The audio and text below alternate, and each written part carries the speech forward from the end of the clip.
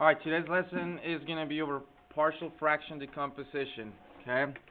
So what is that? Well, basically what it is you've been dealing with rational functions, correct?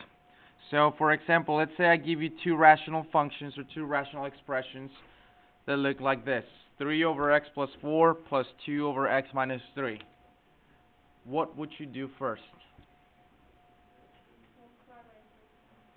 You gotta get a common denominator, right? To add fractions, you gotta get a common denominator. So this becomes 3 times x minus 3 plus 2 times x plus 4 over x plus 4 times x minus 3.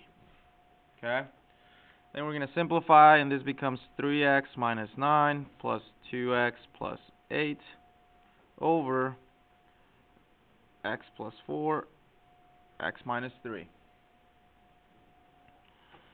Which, if we simplify and if even further, this becomes x minus 1 over, since that's not going to cancel out with anything, I'm going to go ahead and distribute the denominator, and it becomes x squared plus x minus 12.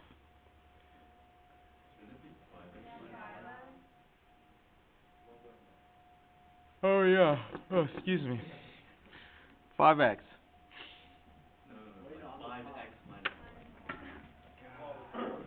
Messing up my video.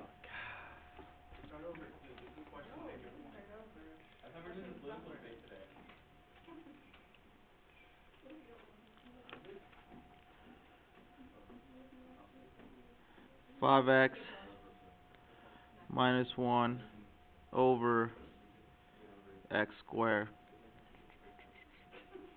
plus x minus 12. Okay. Alright, good catch. Alright. You should be familiar with doing that, I hope, by now. So now what today's lesson is going to do is basically I'm going to say, what if I give you this and I want you to go backwards and get to that point? Okay? So, partial fraction decomposition is a process that you will use to make a rational expression and write it as a sum of partial fractions. Okay? Your question right now might be like, why in the world would I want to do that? Like, that's pointless. Why would I want to go backwards? How is that going to help me whatsoever? And you're right, it's not going to help you so much right now in pre-calc. Okay? The reason why I'm showing you this is because when you take calculus next year, you are going to run into something called differentiation. Okay? And I don't expect you to know what differentiation means. Okay, you will learn it. But when you are differentiating in calculus, it is very difficult to differentiate this expression, so you must break it into this so you can actually differentiate the expression. Okay? Again, if you don't understand what that means, you're going to learn it in calculus. Okay? But that's the reason why I'm showing you this. So this would be some notes that you might not want to get rid of. You might want to keep them. Okay? Alright, so here's how it works. You're going to have a rational expression, proper. So what does it mean to be a proper rational expression?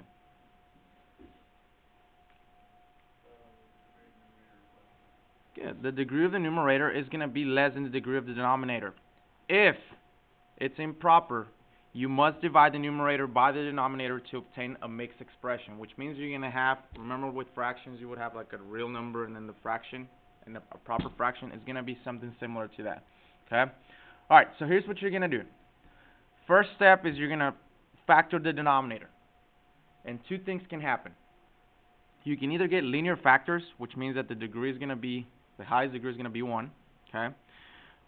And it's going to be, for example, x minus a, where a has to be an element of the real numbers, which means you're not going to have anything imaginary. Okay?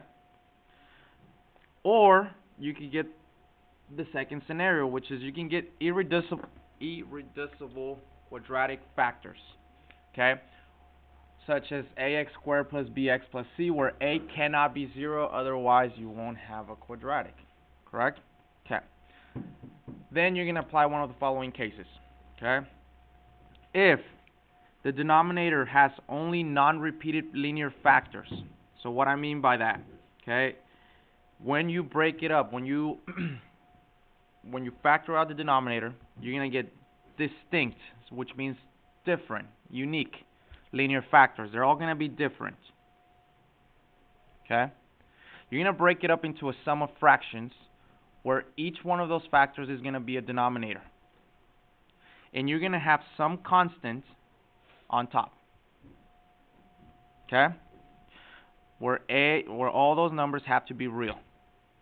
Alright, I know this might make no sense to you until you actually see numbers in there. Okay, so let's go ahead and flip the page.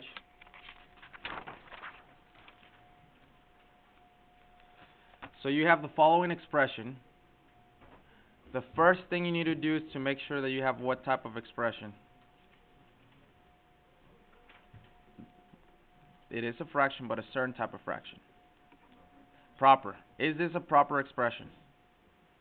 Yes, it is. Okay, so now the second step is to factor the denominator. So if you factor the denominator, this becomes 3x over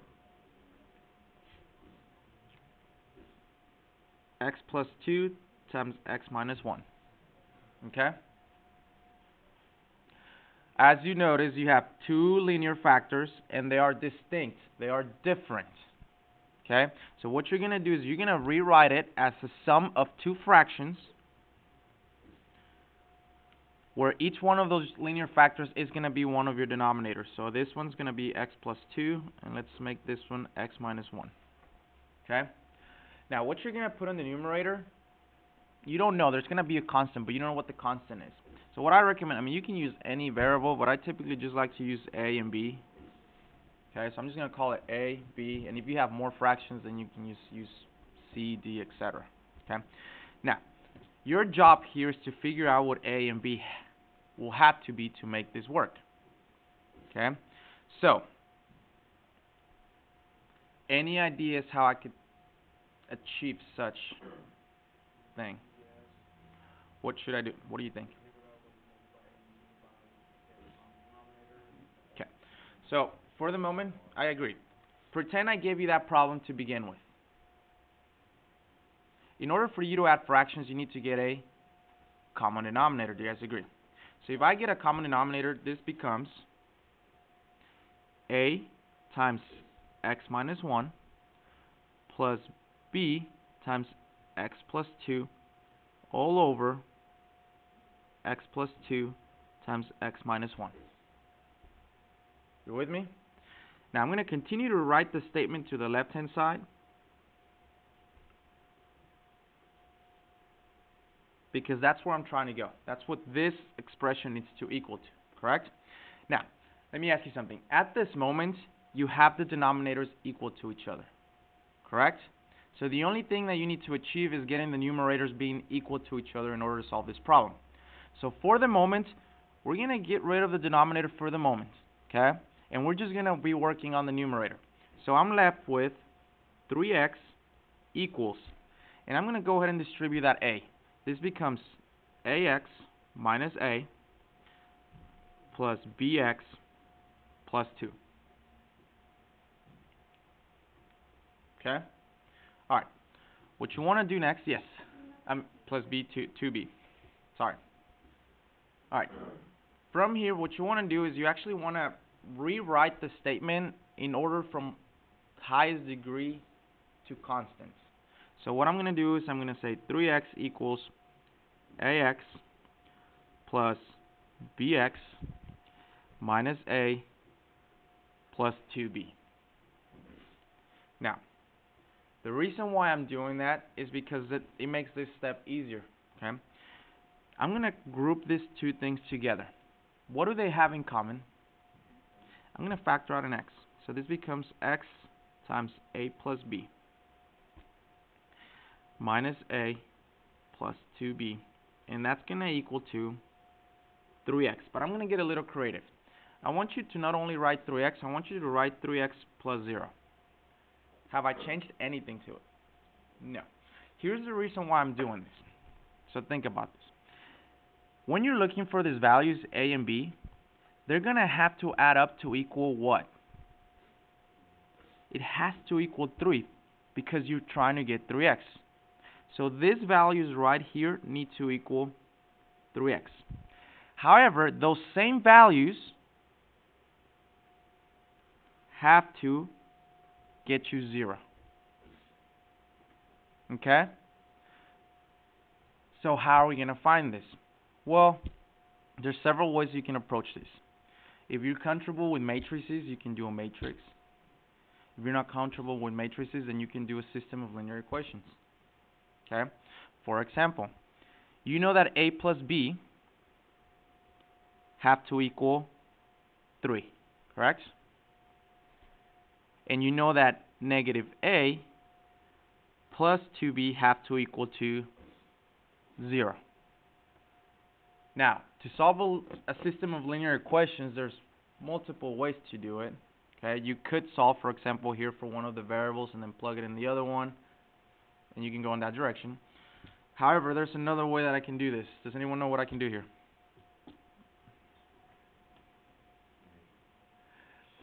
Let's not go matrix because I'm not sure everyone's familiar with that, and I don't want to go in that direction because then I have to teach you matrices.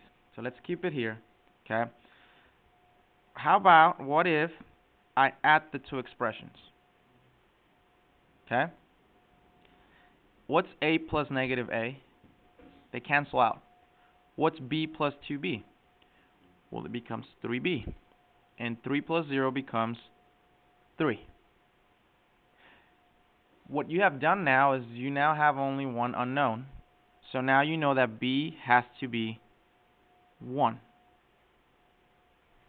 Okay? Now that you know what B is, you can go back to either one of the expressions. It doesn't matter which one it is. I would pick the easiest one. I'm going to pick the top one. If B is 1, A would have to be what?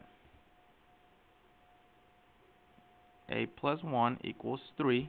So A would have to be 2. Okay? And you're done.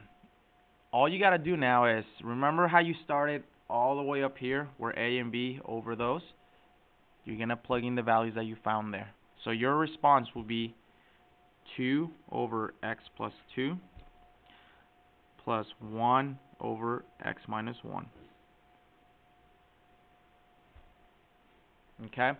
If you wanted to check your work, what do you think you can do? You can actually add the two fractional expressions, and your result will be that. My suggestion for the test, it's a time test. You're going to have to trust yourself. Unless you really have time, don't check. Trust yourself on it. If you have time at the end of the test and you want to check, and that's up to you, and you want to go ahead and add them, then do it. But do not waste time during the test doing all this work, then trying to check to make sure that you got that. Trust your math. Okay? Alright. I want you to try example number 2 there on your own, and then come back and check the answer.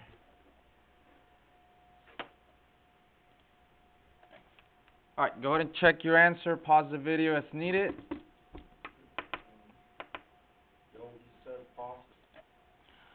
Alright.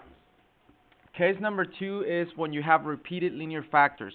So when your denominator has a repeated linear factor, for each of the factors of the form px plus q to the m power, the partial fraction decomposition must include the following sum of m fractions. So for example, look at this one. On the inside you have px plus q. So that's going to be your very first one. The second fraction is going to be px plus q to the second power. And so on until you get to your m power.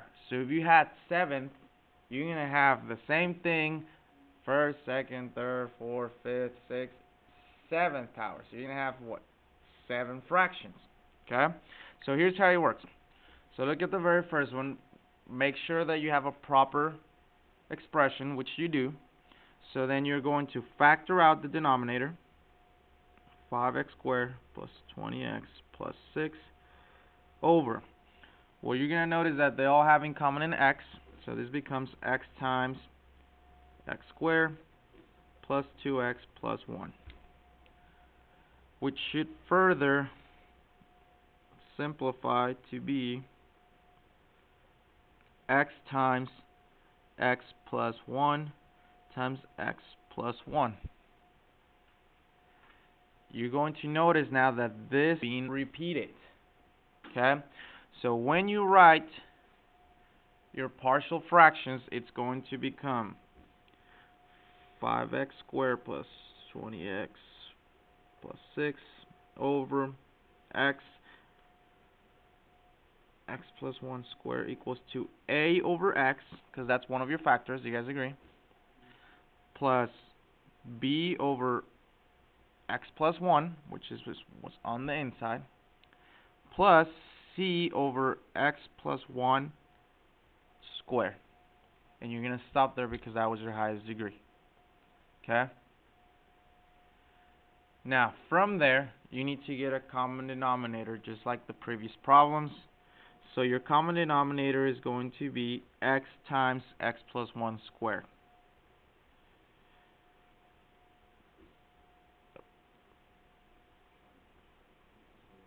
So, in order for you to get that denominator on the first fraction, you need to multiply a by x plus 1 squared. Okay? For the b, to get that common denominator, you need to multiply by x times x plus 1. And for the c value, you already have the x plus 1 squared, so all you need is the x. And that's going to be all over x times x plus 1 squared. Okay? You guys with me so far? Alright, so now that you have common denominators, you can just focus on the numerators for the moment. So we have 5x squared plus 20x plus 6 equals. Well, if I simplify this, x plus 1 squared is the same thing as x squared plus 2x plus 1, correct? So then that becomes ax squared plus 2ax plus a, right? Okay? And then you have plus bx squared plus bx plus cx. Group everything in order from degrees, so you have 5x squared plus 20x plus 6 equals ax squared plus bx squared plus 2ax plus bx plus cx plus a.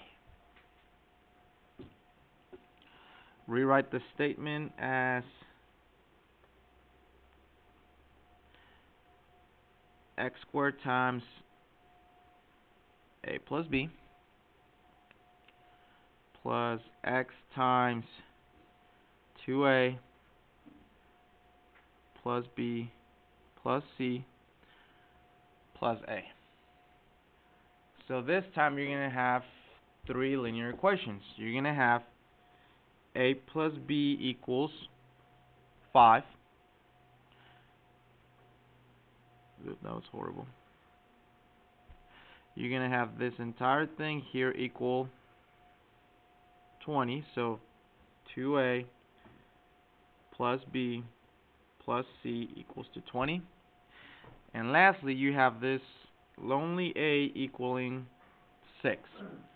So you kind of caught a break on this one because one of the equations happens to have one variable and just the value of it. So you know what a equals to. A is 6.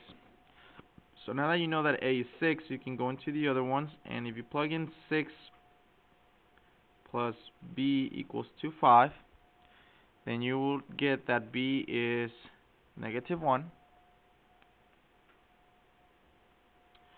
And now that you have a and b, then you can go to this statement here, and you're going to say, well, 2 times 6 minus 1 plus c equals to 20. Well, 2 times 6 is 12, minus 1, it's 11. So c would have to be 9. Okay? Which means that you have found all the values that you need. Go back all the way to your initial partial fractions. So that means that your answer should be 6 over x minus 1 over x plus 1 plus 9 over x plus 1 squared.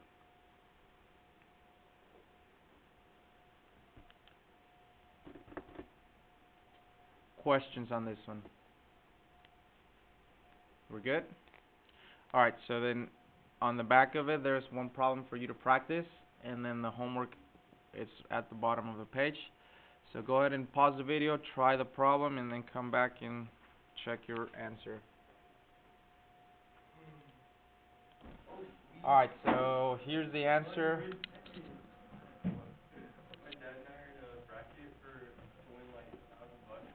Check your work. If you have any questions, come into tutorials and I'll be glad to help you. I would accept either one of those answers. For tonight's homework will be page 499, the following problems. Hey yo, this is a message from your boy Kimmy. Have a good night.